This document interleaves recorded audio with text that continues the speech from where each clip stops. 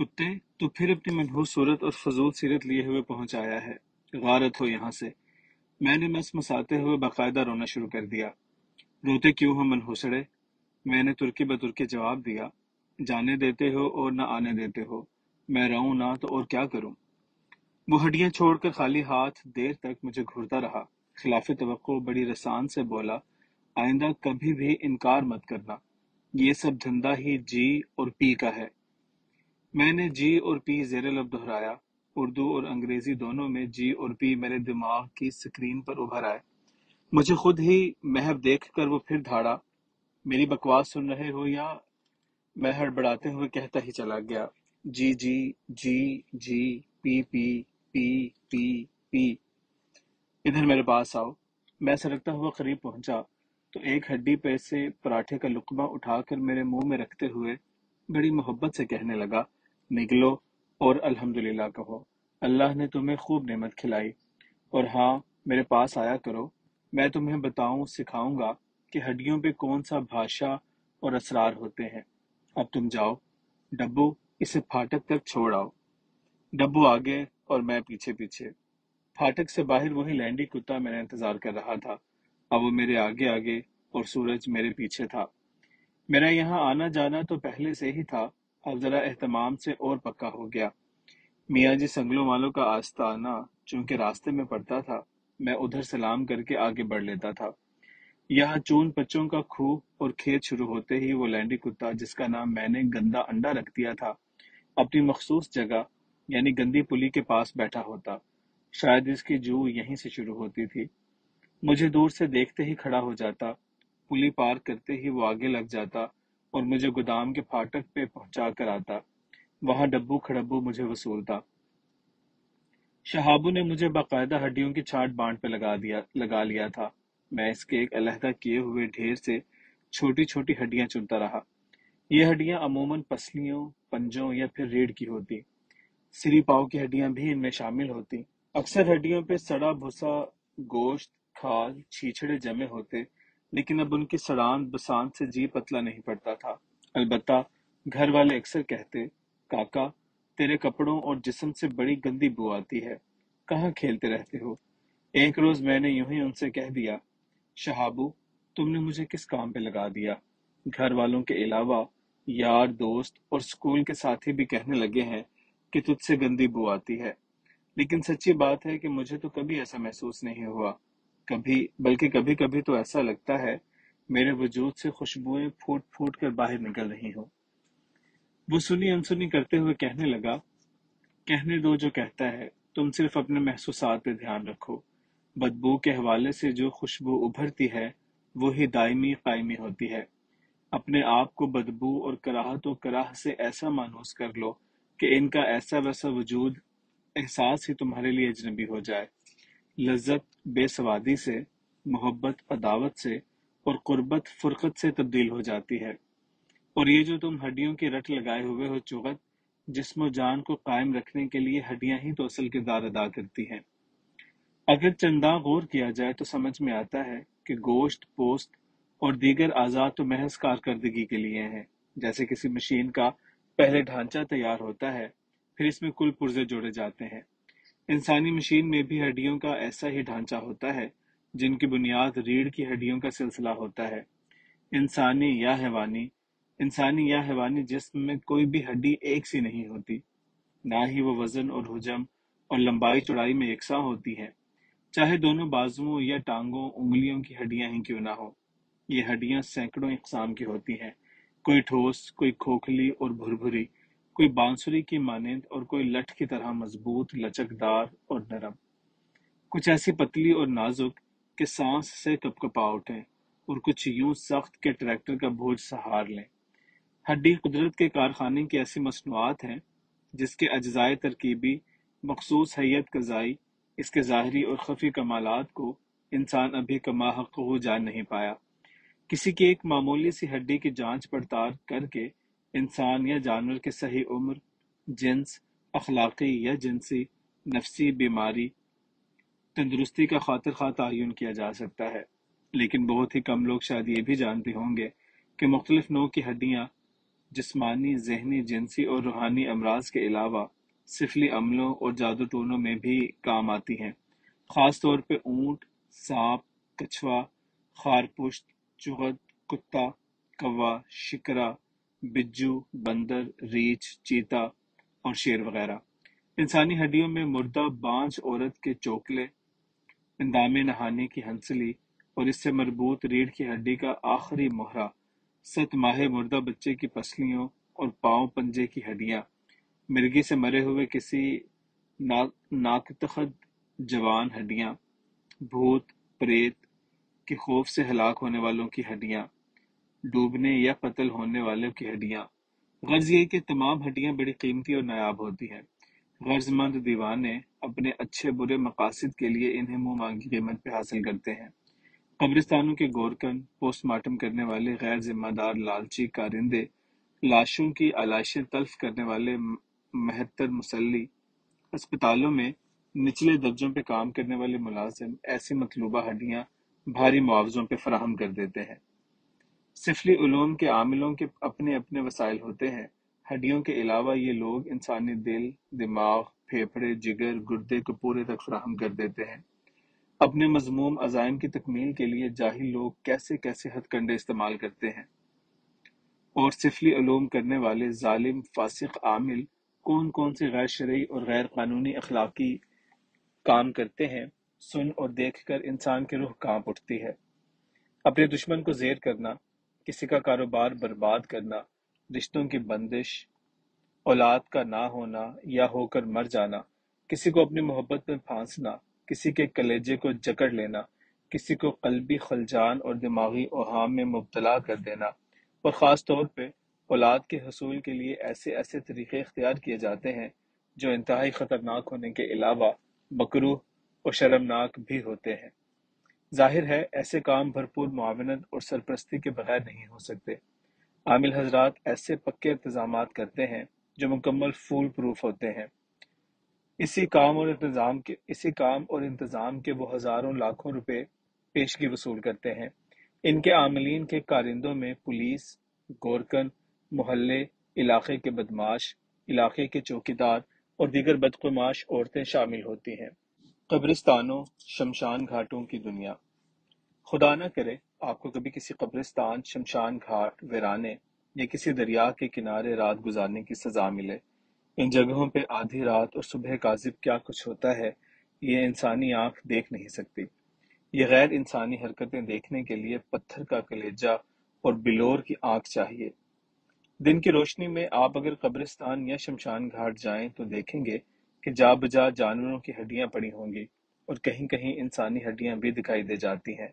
چھوٹے جانور اور انسان کی اکثر ہڈیوں میں بے پناہ مماثلت ہوتی ہے۔ عام آدمی ان کے مابین فرق محسوس نہیں کر سکتا۔ اکثر ایسا ہوتا ہے کہ لگے بندھے گورکن اور کارندے سورج نکلنے سے پہلے ہڈیاں اٹھا کر بوری میں بھر لیتے ہیں، پھر بھی کچھ ادھر ادھر بکھری پڑی رہ جاتی ہیں۔ یہ وہ ہڈیاں ہوتی ہیں جو رات کے کسی پہر یا صبح سورج نکلنے سے بہت پہلے غرض مند لوگوں نے اپنے سفلی عاملوں کی ہدایت کے مطابق ٹونوں ٹپوں میں استعمال کی ہوتی ہیں۔ ان میں کئی ہڈیاں ایسی ہوتی ہیں جیسے کچھ دیر پہلے ہی کسی نے کسی کے جسم سے جدا کی ہوں، اور کچھ بوسیدہ پرانی گویا صدیوں کہیں دبی پڑی نکالی گئی ہوں۔ کچھ قبریں گیلی ہوں گی، آپ سوچیں گے کہ وارثوں نے قبر ٹھنڈی کی ہوگی۔ نہیں، ایسا نہیں ہوا، بلکہ یہاں کسی اولاد نرینہ کے طالب عورت نے قبر سواری کر کے برہنہ تن غسل کیا ہے۔ کسی معصوم مردہ بچے کی پسلی کی ہڈی ناف کے نیچے رکھی ہوگی، الٹی لیٹی ہوگی، دونوں ٹانگیں یوں جیسے گھوڑے پہ بیٹھتے ہوئے لٹکاتے ہیں۔ قبر پہ ننگے غسل کا انتظام قبرستان کا بہشتی، گورکن، چوکیدار وغیرہ عامل کی ہدایت کے مطابق کرتے ہیں۔ غسل کے بعد وہ نرینہ اولاد کی متمنی خاتون الٹا ننگا لیٹے ہی لیٹے کچھ شبدوں کا وظیفہ پڑھتی ہے، پھر وہ ہڈی ناف کے نیچے سے نکالتی ہے، قبر کے درمیان مردے کی ناف کی جگہ سے کچھ مٹی کھرچ کر اپنی ناف سے مس کر کے اپنے سر کے اوپر سے وار کر قبر کی پائنتی کی جانب پھینک دیتی ہے۔ اس کے بعد فوراً اٹھ کر بیٹھ جاتی ہے۔ یہیں اس کے معتمد اوپر چادر ڈالتے ہیں، بعداً وہ لگی بندھی راہ سے اپنی سواری کی جانب بڑھ جاتی ہے۔ اس خاتون کا مقصد پورا ہو نہ ہو، لیکن عامل، گورکن، بہشتی، چوکیدار، پولیس والوں کے علاوہ صاحب قبر چودھری کرم الہی مرحوم عمر 80 سال کا کچھ نہ کچھ مقصد معاملہ ضرور پورا ہو جاتا ہے۔ اسی طرح ایسے قبرستانوں میں کشف القبور اور کلام القبور کا چلہ کھینچنے والے بھی پہنچتے ہیں۔ اس کے لیے وہ کسی ایرے غیرے کی قبر پہ نہیں، بلکہ کسی پیر، فقیر، موسیقار، شاعر یا کسی صاحب حشمت و جاہ کی قبر پر نور کا انتخاب کرتے ہیں۔ مقصد وہی، کسی راز و حجاب کا افشا، خمیدہ پوشیدہ علم کا فیض، کسی خزانے تک رسائی، یا پھر محض مردے کو خراب کرنا کہ یہ کمبخت یہاں چین سے کیوں پڑے ہیں۔ 1.25 لاکھ مہرہ تسبیح کرنے کے ساتھ 21 روز نصف شب قبر کے تکیے پہ تکیہ جمانا پڑتا ہے۔ کسی پرانے بزرگ اور پارسا مردے کی کھوپڑی کے تالو کا پیالہ جو کن شک و زاغ کے جھوٹے پانی سے لبالب ہو، قبر کے سینے پہ دھرا ہوگا۔ پیالے کے پیندے میں سوئی برابر سوراخ ہوتا ہے۔ 21ویں شب جب چاند کا کوا لٹکتا ہے اور کوے چڑیاں دونوں بیک وقت اکٹھے ہو کر شور شرابہ شروع کر دیں تو صاحب چلہ کی مراد بھر آتی ہے۔ مردہ قبر اور کفن پھاڑ کر باہر نکل آتا ہے، اور اگر قبر گہری ہو یا بزرگ مردے کا موڈ ٹھیک نہ ہو تو وہ ہاتھ بڑھا کر چلے والے کو اندر ہی گھسیٹ لیتا ہے۔ الو، خارے پشت، بجو، نیولے اور سانپ پکڑنے والے بھی راتوں کو قبرستانوں میں قبریں چھانتے پھرتے ہیں، چونکہ دن کو یہ حشرات الارض اور حشرات الفلک چھپے چھپائے کہیں قیلولہ کر رہے ہوتے ہیں۔ اندھیری راتوں میں یہ تازہ باسی مردوں کی گوشمالی کرنے نکلتے ہیں۔ یہ شکاری بھی سفید چادر پہ عطر گلاب اور مشک کافور چھڑک کے کسی گڑھے میں مردے بنے پڑے ہوتے ہیں۔ جو ہی کوئی بھوک پیاس کا مارا پاس پھٹکا، یہ پھندا پھینک کر وہیں چت کر لیتے ہیں۔ الو کو یہ الن کی آواز نکال کر دھوکہ دیتے ہیں، یا کسی جھاڑ کی اوٹ میں بیٹھ کر کسی برہا ماری الن کے شوق وصال میں ڈوبی ہوئی آواز سے زیر دام کرتے ہیں۔ کفن چور شاید کبھی ہوتے ہوں، اب تو ان کا کہیں دور دور تک بھی نشان نہیں۔ اب تو کفن قبر میں ہی رہنے دیا جاتا ہے، مردہ گھسیٹا جاتا ہے، 2 فٹ کا فاصلہ رکھ کر پائنتھی کی جانب سے ڈگ کیا جاتا ہے، پاؤں سے پکڑ کر مردہ باہر، مٹی برابر کر کے اوپر گھاس روڑے کنکر پھیلا دیے جاتے ہیں۔ مردے کے وارثوں کو تو کیا مردے تک کو خبر نہیں ہوتی کہ تیزاب کے ڈرم کے اندر محض 1 ڈیڑھ گھنٹے میں اس کے ساتھ کیا کچھ بیت چکی ہے۔ دودھ کا دودھ، پانی کا پانی، سفید دھلایا پنجر، لش لش کرتی ہوئی ہڈیاں، خوبصورت گہری گہری آنکھوں کی کھائیوں، ستواں ناک کے گڑے اور سفید کچکچاتے دانتوں والے جبڑے سے آراستہ کھوپڑی، مہرہ مہرہ گننے کے لائق ریڑھ کی ہڈی، موتیوں کی گیٹیوں والے ہاتھ پاؤں کے پنجے، لامبی لامبی بازوؤں اور ٹانگوں کی بانسریاں، یہ سب سامان سامری اور سحر پھر کسی عامل کے آستانے میں سجنے اور بکنے کے لیے پہنچ جاتا ہے۔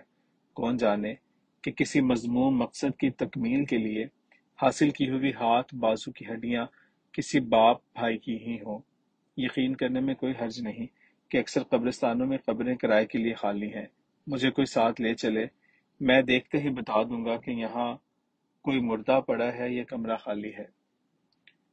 کون جانے کہ قبرستانوں میں کاشت بھی ہوتی ہے، اور یہ فصلیں بھی جادو ٹونے عملیات میں کام آتی ہیں، مگر یہ کام اور علم مخصوص لوگوں کا ہے۔ چاند گرہن، سورج گرہن اور کچھ مخصوص فلکی اجرامی اور بروجی مقامات کے ساعتوں کے درمیان جنم لینے والے انسان دوسرے عام انسانوں سے بہت سے معاملات میں مختلف ہوتے ہیں۔ اسی طرح الٹے جنم لینے والے انسان بھی علیحدہ ہوتے ہیں۔ اس نوعیت کے لوگوں میں زندگی بھر کوئی نہ کوئی کسر موجود رہتی ہے، کبھی جسمانی، کبھی ذہنی اور کبھی روحانی۔